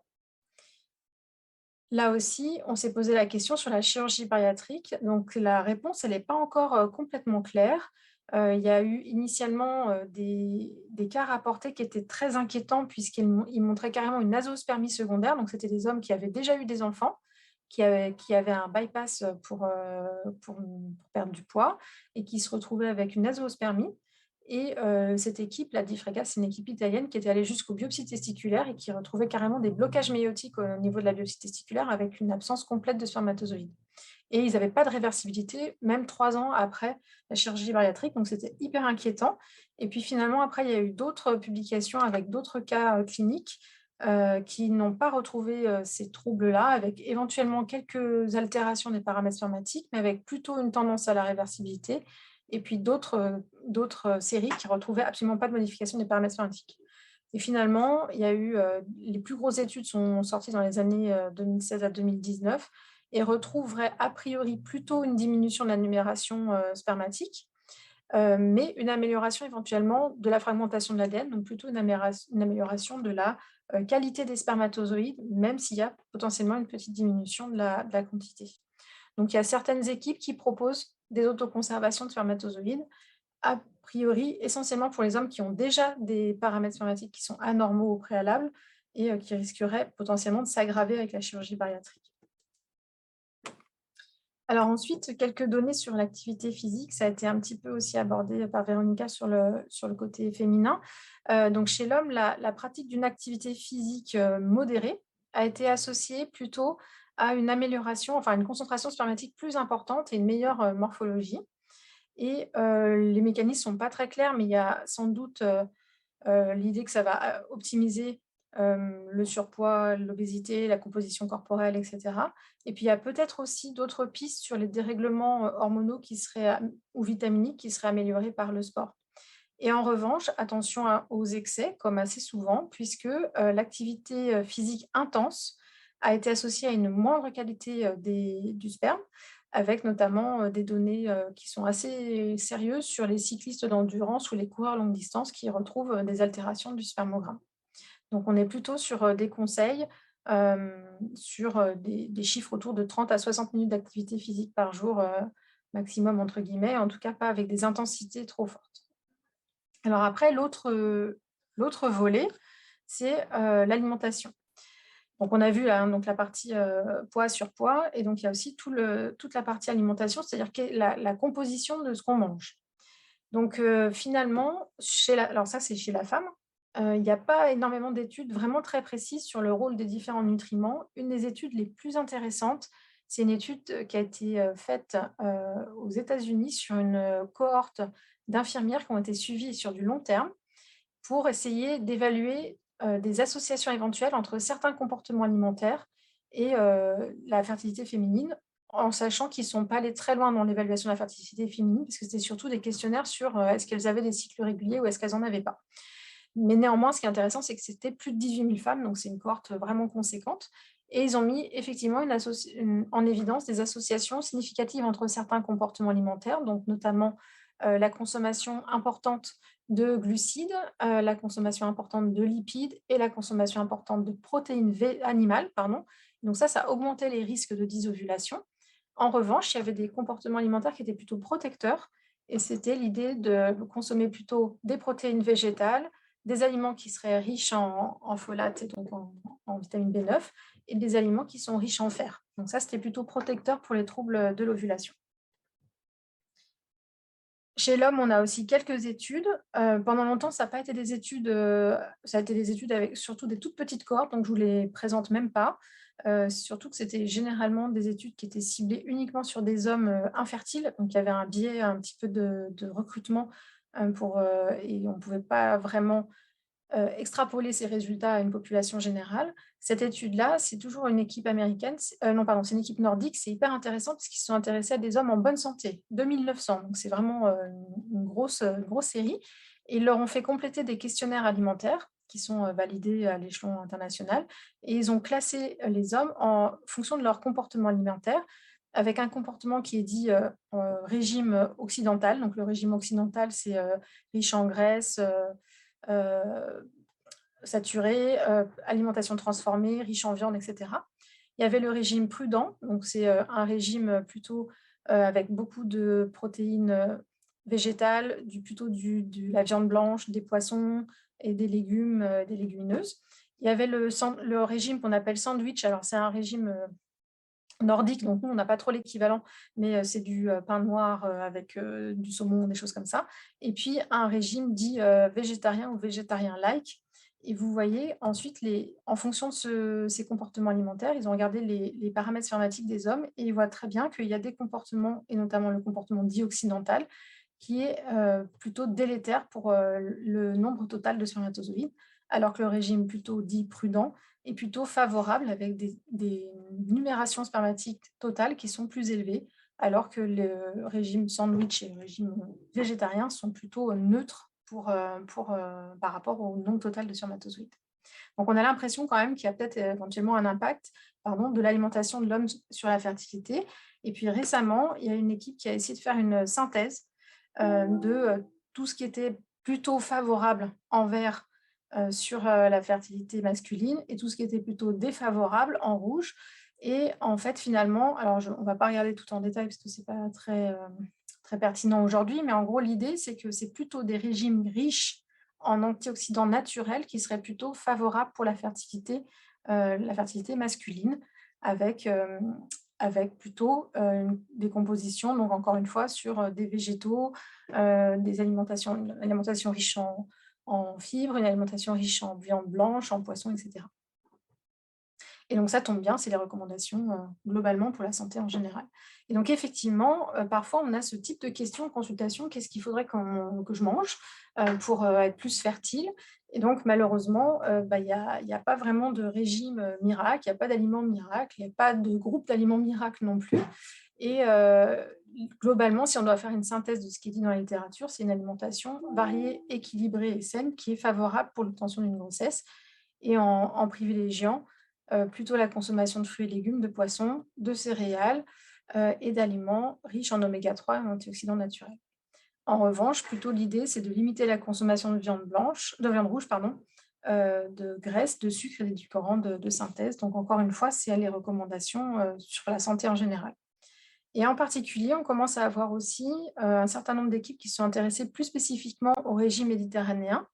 Vous le connaissez sans doute, c'est un régime qui est inspiré de l'alimentation traditionnelle des populations méditerranéennes au milieu du XXe siècle, avec beaucoup de légumes, de fruits, de céréales, une consommation modérée en poisson et en vin et peu de viande. Et là aussi, on a pas mal de données qui indiquent que ce serait plutôt un régime relativement favorable pour la santé en général et pour la santé reproductive en particulier. Alors ensuite, qu'est-ce qu'il en est sur les résultats de la FIV? Donc, il y a très peu de données vraiment solides là-dessus. Je voulais vous montrer quand même ces études-là, qui sont là encore des études nordiques qui s'intéressent beaucoup à ces questions, pour vous montrer que potentiellement, on peut avoir un impact sur l'optimisation de l'alimentation des couples qu'on prend en charge et que cet impact-là, il peut ensuite éventuellement se transférer sur les chances de grossesse en fécondation in vitro. Donc, eux, ce qu'ils ont fait, c'est qu'ils ont inclus 199 couples qui allaient avoir leur premier cycle de fécondation in vitro. Ils ont évalué avec des questionnaires alimentaires et les mesures anthropométriques, ils ont calculé un score de risque. Et ensuite, ils leur ont donné des recommandations qui sont indiquées sur le côté là. Et ils ont associé à ça, dans leurs publications les plus récentes, un coaching personnalisé en ligne. Et puis, quelques semaines après, je crois que c'est 6 mois après, ils les ont revus pour faire un score de risque préconceptionnel numéro 2, déjà pour savoir si les conseils qu'ils avaient donnés étaient suivis de vraiment une mise en pratique. Et effectivement, ils ont montré qu'il y avait quand même un certain nombre de couples qui amélioraient leur score. Et ensuite, ils ont fait la FIV et ils ont suivi les issues. Et ils ont montré qu'il y avait une association entre le score de risque de la femme et les chances de grossesse. Par contre, il n'y avait pas d'association entre celui de l'homme et les chances de grossesse, mais les chances de grossesse étaient quand même plus élevées si le partenaire masculin participait. Donc, les deux associés étaient quand même plus efficaces que la femme toute seule. En ce qui concerne les vitamines, donc c'est compliqué les histoires de vitamines parce que ça part un peu dans tous les sens. Il y a beaucoup de publications qui sont des publications très théoriques ou sur des modèles animaux, etc. Et globalement, quand on fait un peu le tri, si on doit résumer, il y a la seule qui ressort vraiment, c'est la vitamine B9. Donc de toute façon, les femmes qui ont un projet de grossesse devraient toutes être supplémentées en vitamine B9. Puisque ça diminue le risque de malformation du tube neural et en préconceptionnel. Et il y a quelques publications qui sous-entendent que vraisemblablement, ça pourrait aussi augmenter un petit peu les chances de grossesse et notamment les chances de grossesse en fécondation in vitro. Donc ça, c'est le premier point, donc pensez-y, mais je pense que vous y pensez. Et puis la deuxième vitamine qui a un peu d'intérêt, c'est la vitamine D. Pourquoi? Parce qu'il y a sans doute des récepteurs à la vitamine D au niveau de l'arbre génital féminin, et notamment sur les ovaires et au niveau de l'endomètre. Et il y a des vieilles publications qui suggèrent un rôle de cette vitamine dans l'ovulation et dans le transport de l'ovocyte dans les trompes. Voilà. Et puis, plus récemment, il y a aussi des études qui ont retrouvé une corrélation entre le taux plasmatique en vitamine D et les taux de naissance vivante en FIV. Vous voyez que c'est un peu ancien, mais finalement, c'est peut-être intéressant. Et attention, par contre, là aussi, aux excès, parce que dans ces études-là, je veux bien que tu rappuies, Véronica, en fait, quand les taux étaient trop élevés, ça redescendait. Donc, il y avait à nouveau une diminution de la qualité des embryons et une diminution des naissances vivantes. Donc, théoriquement, il faut faire aussi, là aussi, attention aux excès, en sachant que c'est quand même très rare d'avoir des excès en vitamine D et qu'on est plutôt avec des gens qui sont carencés. Donc, potentiellement, pensez-y aussi à supplémenter les femmes, notamment en vitamine D en préconceptionnel. Alors, pour le garçon, il y a plein de vitamines qui ont été évaluées. Alors, cette diapo, elle n'est pas facile à lire, mais en résumé, l'idée, c'est quand même que les vitamines antioxydantes, globalement, sont assez favorables pour la fertilité masculine. Mais là aussi, on a des données qui suggèrent que les excès risqueraient de perturber la spermatogénèse. Donc, théoriquement, il ne faudrait supplémenter que des hommes qui ont des carences. Et normalement, une alimentation saine, variée, équilibrée devrait apporter toutes les vitamines nécessaires. Donc, en première intention, on ne devrait pas être obligé de supplémenter les hommes sur différentes vitamines. Alors ensuite, je vous ai dit un tout petit peu tout à l'heure que j'allais vous parler de la santé des enfants. Donc ça, c'est une thématique, donc je l'aborde vraiment de façon très superficielle, mais juste pour que vous en ayez entendu parler. Donc c'est ce qu'on appelle la DOAD. Donc la DOAD, c'est un concept qui suggère qu'il pourrait y avoir une origine développementale à certaines maladies et à certaines maladies qui s'exprimeraient à l'âge adulte.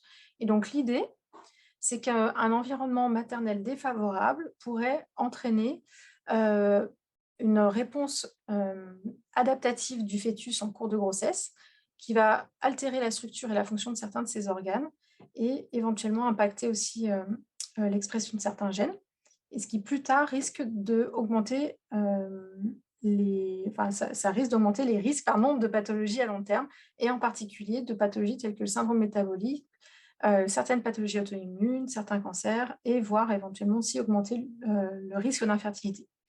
Donc ça, c'est le concept de DOAD.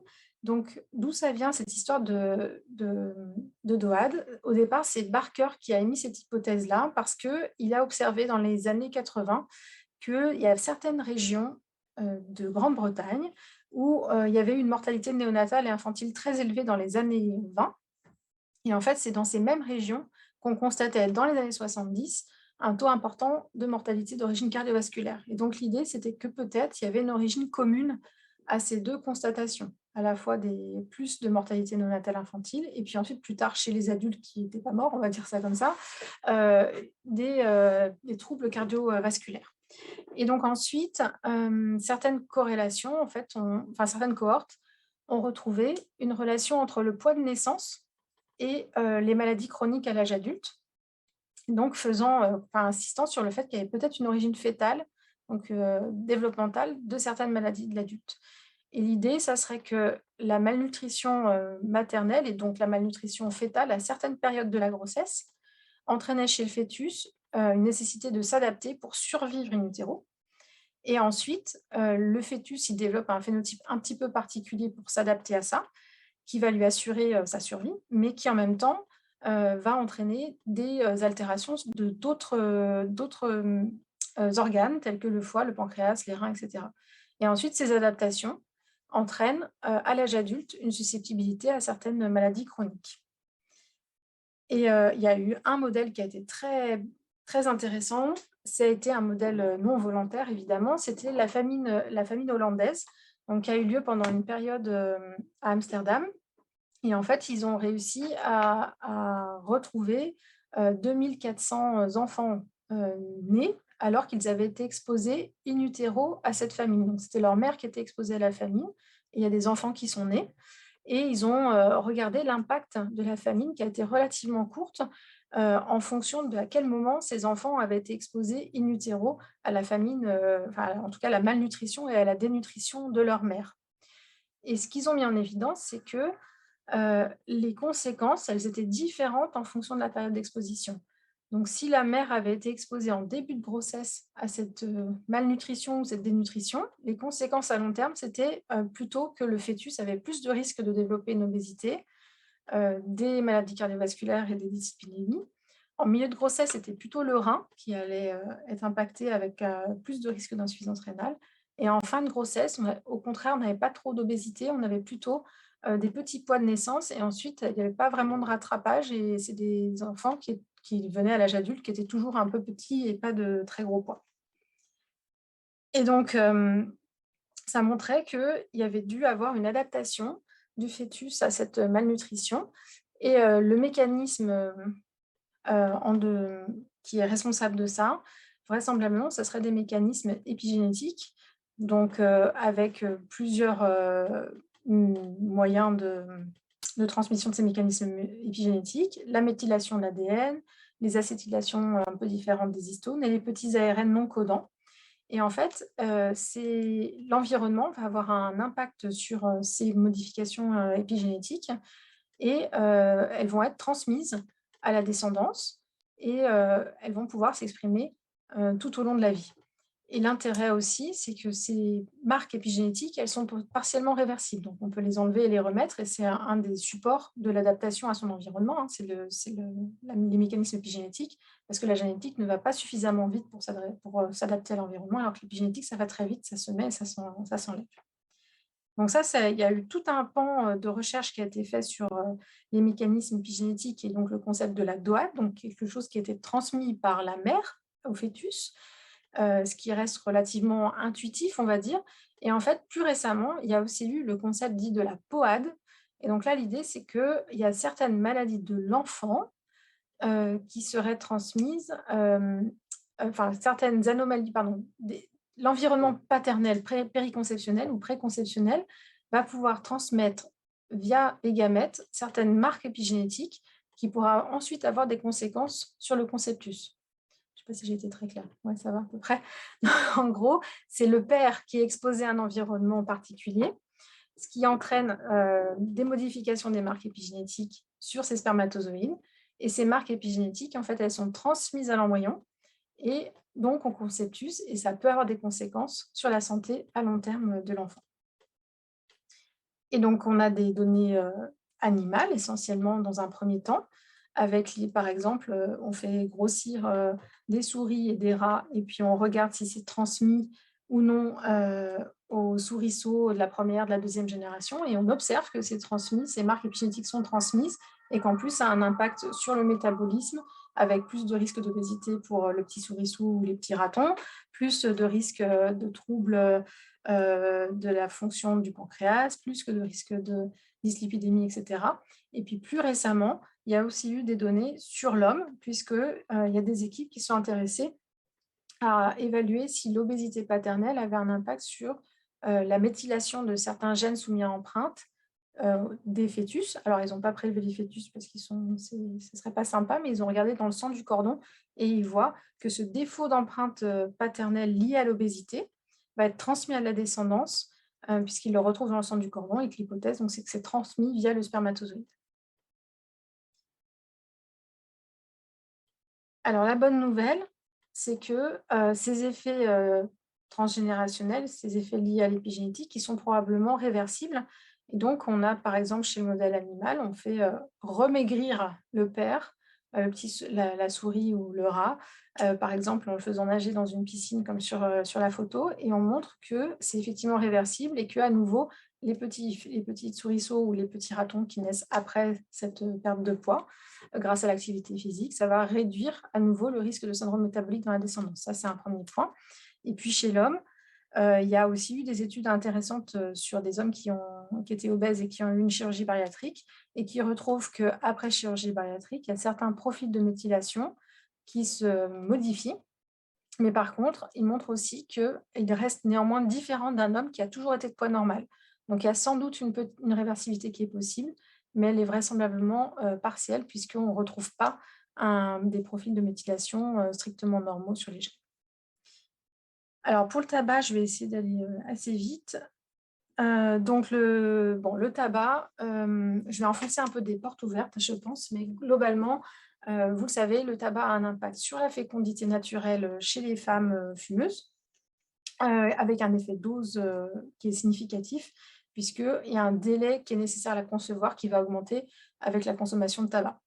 Les effets seraient vraisemblablement réversibles à l'arrêt du tabac, mais c'est assez mal connu. Et ça, c'est un point qu'on souligne depuis très longtemps. Vous voyez, ça vient du Lancet de 77, donc c'est ancien, et ça a été confirmé depuis, que les femmes fumeuses sont ménopausées en moyenne 2 ans avant des femmes qui ne sont pas fumeuses. Donc ça, souvent, c'est un argument qui fait assez mouche chez les femmes quand on leur parle de ça. Il y a des données aussi, notamment de nos collègues de Nantes, qui montrent qu'il y a une diminution dose dépendante de l'AMH sérique chez les fumeuses et puis qu'il y a des modifications de la répartition des diamètres des follicules en trop et ensuite que la réponse à la stimulation chez les femmes fumeuses, enfin, il y a plus de mauvaises réponses à la stimulation chez les femmes fumeuses et que les marqueurs AMH et CFA sont plus en difficulté pour prédire une réponse ovarienne chez les fumeuses que chez les non-fumeuses. Ça, c'est le premier point. Donc, il y a plusieurs mécanismes qui sont sans doute impliqués, qui sont liés à la diminution de la réserve ovarienne, certaines altérations génétiques peut-être.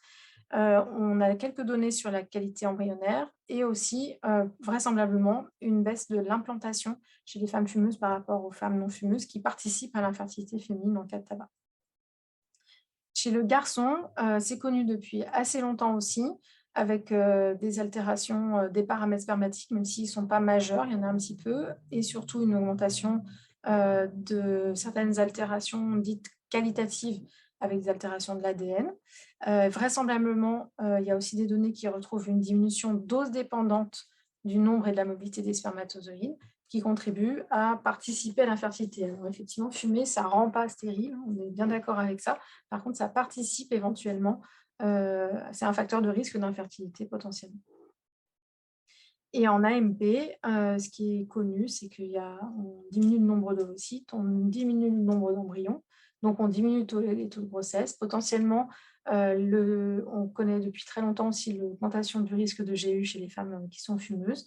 Et donc, certains résument ça en disant que les femmes fumeuses ont un risque de ne pas obtenir d'enfants en FIV qui est 2,5 fois supérieur aux femmes non fumeuses. Oui, alors ça, j'en parle très rapidement pour montrer qu'en AMP, il y a certaines équipes qui sont un petit peu intéressées à des marqueurs morphocinétiques aussi entre les femmes fumeuses et les femmes non fumeuses, avec des modifications de la cinétique embryonnaire. Donc, il se passe vraiment quelque chose au niveau de la qualité de l'ovocyte et donc derrière de la qualité embryonnaire avec une augmentation du risque de défaut d'implantation. Et juste pour montrer, parce que ça fait pas longtemps qu'on a des vraies données sur le sevrage tabagique chez l'homme. Pendant très longtemps, c'était seulement des cas cliniques, c'était pas vraiment bien ficelé.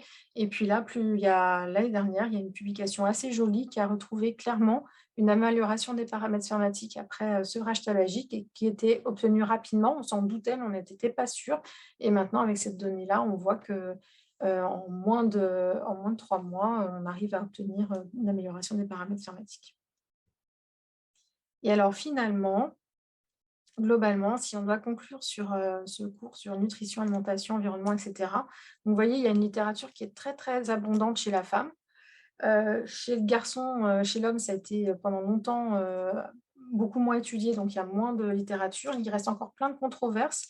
Et puis ce qui est difficile, c'est que c'est des marqueurs qui sont tous intriqués les uns dans les autres et que la part respective reste difficile à évaluer, mais néanmoins, on ne peut plus faire comme si il n'y avait pas d'impact de la nutrition, de l'alimentation et de l'environnement sur la fertilité maintenant. Et puis, un des éléments qui est très important, c'est que, je te laisse avancer, Véronica, si tu veux bien, c'est l'effet cumulatif. Et cette diapo, je l'aime bien la montrer, même si l'étude commence un peu à dater. C'est 2200 femmes enceintes, avec en abscisse, c'est le délai nécessaire à concevoir. Et en ordonnée, c'est donc le taux de grossesse cumulé. Et quand il y a les petits ronds, c'est quand les femmes n'ont aucun facteur de risque de l'environnement. La carré, c'est un facteur, le X, c'est 2 facteurs, etc. Et en fait, on voit bien que les facteurs s'accumulent et vont réduire petit à petit les chances d'obtenir une grossesse. Et donc, en théorie, qu'est-ce qu'on fait?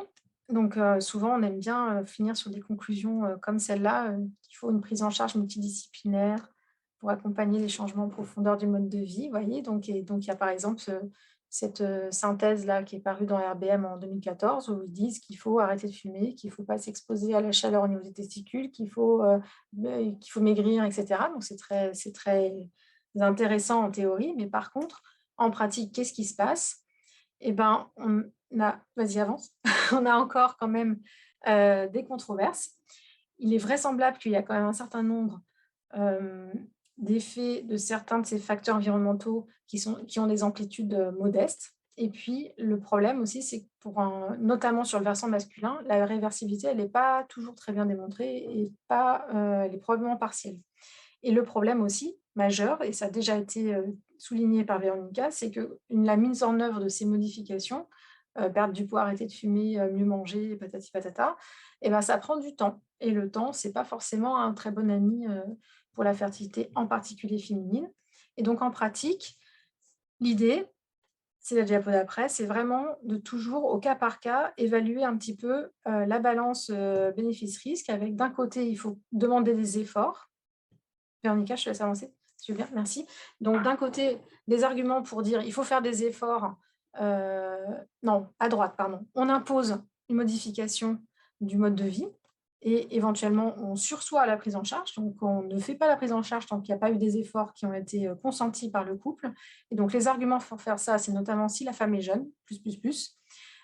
Si les paramètres somatiques sont anormaux et qu'on pense qu'on va pouvoir les améliorer éventuellement un peu, si on a une grosse marge d'amélioration, si la motivation est importante, et aussi si on a déjà eu plusieurs échecs, c'est quand même c'est plus facile à vendre d'imposer des modifications du lifestyle s'il y a déjà eu plusieurs échecs, en particulier par exemple sur un arrêt de tabac, alors que parfois qu'il faut savoir juste demander des efforts mais sans trop reporter, notamment si la femme elle est très jeune, notamment si c'est une première tentative par exemple. Voilà.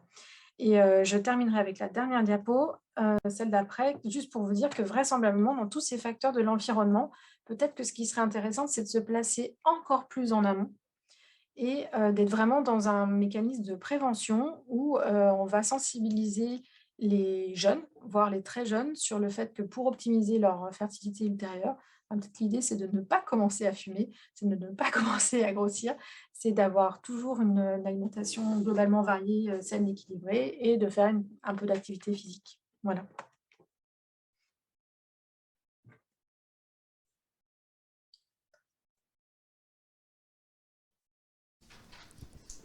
Ça va, Nathalie? Ouais, très bien. Ok. Je pense qu'on n'aura pas le temps de faire les Ouais, Non, cliniques je pense que c'est pas raisonnable.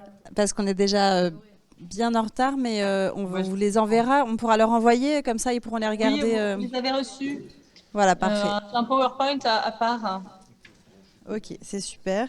Euh, Est-ce que on peut prendre deux questions, peut-être une dans la salle et une sur Alors, le bain? Alors, certains pensent que la pollution électromagnétique, téléphone, laptop, est un facteur négatif. Est-ce que c'est prouvé? Est-ce Il y a que les téléphones et les C'est la ordinateurs... chaleur, c'est via la chaleur, en fait. Ouais, il y a la chaleur et il y a des petites choses. Il y a des équipes qui s'intéressent aux effets des ondes électromagnétiques, notamment sur la production spermatique. Je ne connais pas très bien la biblio, mais il y a certaines équipes qui ont mis en évidence des petites choses. Et puis peut-être un Voilà, mais dernier point que elle est ça reste un souvent... peu controversé, on va dire. Il y a la question de l'alcool est souvent posée sur Ouais. le chat, donc je pense qu'il y en a qui sont intéressés par l'effet de l'alcool. Je ne sais pas si vous pouvez nous en dire deux mots. Alors, chez l'homme, il y a des petites choses un petit peu. Alors, chez la femme, je ne connais pas bien la biblio, mais chez l'homme, il y a des petites choses avec. En fait, c'est assez surprenant. On a l'impression, pareil, hein, globalement, l'alcool, ça ne rend pas stérile, sinon ça se saurait depuis longtemps. Mais il y a des petites choses, notamment sur la consommation très importante d'alcool, avec des cas d'azospermie décrits carrément, qui seraient éventuellement réversibles à l'arrêt de l'intoxication alcoolique.